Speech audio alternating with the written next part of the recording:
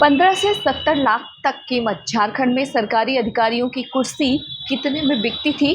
चलिए बताते हैं विस्तार से। नमस्कार, इंडिया पोस्ट न्यूज में आपका स्वागत है। झारखंड में छात्रों के बवाल के बीच पेपर लीक का मुख्य सरगना अभय तिवारी ने बड़ा खुलासा किया है। सीआईडी की पूछताछ में अभय तिवारी ने झारखंड में सरकारी नौकरी की रेट लिस्ट बताई है। कौन सी कुर्सी कितने में बिकती थी, पूरा विस्तार से बताया है। अभय तिवारी के मुताबिक जेपीएससी मुख्य परीक्षा के लिए एक अभ्यर्थी से 70 लाख रुपए तक डील फाइनल की गई थी और इसी तरह से फॉरेस्ट रेंज ऑफिसर्स पद के लिए 20 से 25 लाख रुपए तय किया गया था। वहीं दूसरी ओर एसीएफ के लिए 30 से 35 लाख रुपए का रेट फिक्स था। अभय ने पूछताछ में ये भी बताया है कि एग्जाम से पहले अभ्यर्थियों से टोकन मनी लिए गए थे। अभय को टोकन मनी के रूप में लगभग 1 करोड़ रुपए मिले थे। आपको बता दें कि सीआईडी ने इसी बयान को आधार मानकर जांच को आगे बढ़ाने का फैसला किया है। पहला सवाल, अभय रडार पर कैसे आया?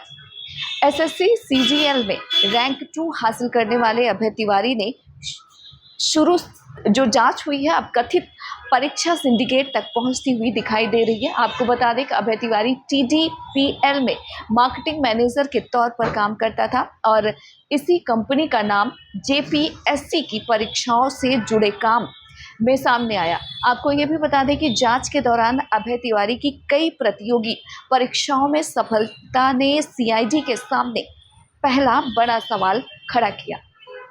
दरअसल क्या यह महज संयोग था या फिर परीक्षा प्रक्रिया के भीतर उसकी कोई पहुंच थी? दरअसल सीआईडी की छापेमारी में अभय तिवारी के ठिकाने से 5 लाख नकद बरामद होने के बाद उसे गिरफ्तार किया गया और पूछताछ शुरू हुई।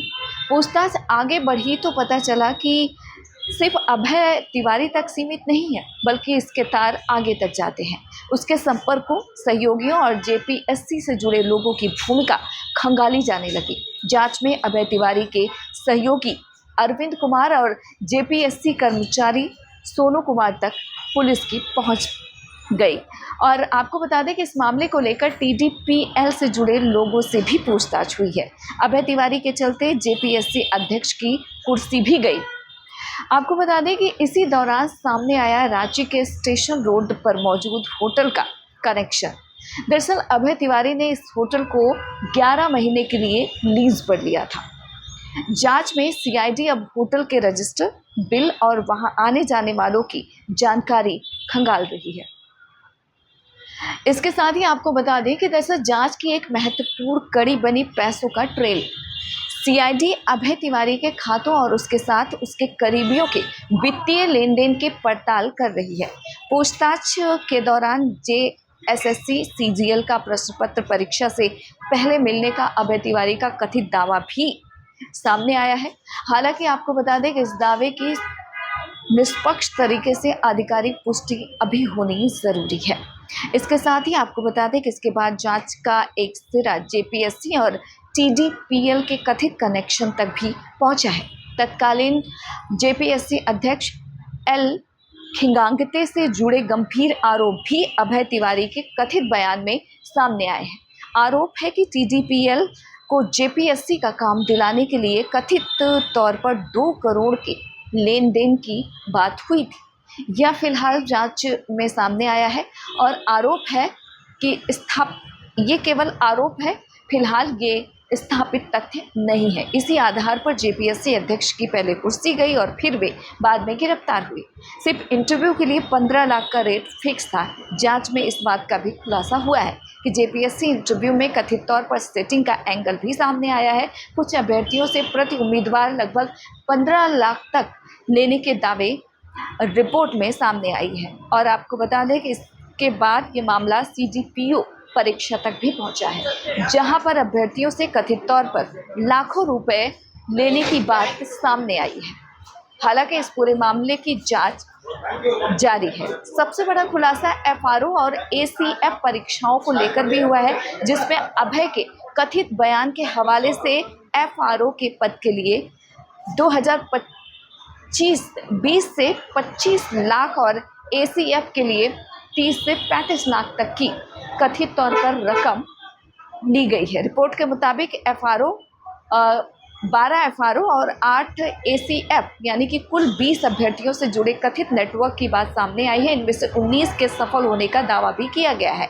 इसी कथित नेटवर्क में कुल 5 करोड़ 80 लाख की वसूली और अभय द्वारा 1 करोड़ अपने पास रखने की भी बात रिपोर्ट में कही गई है।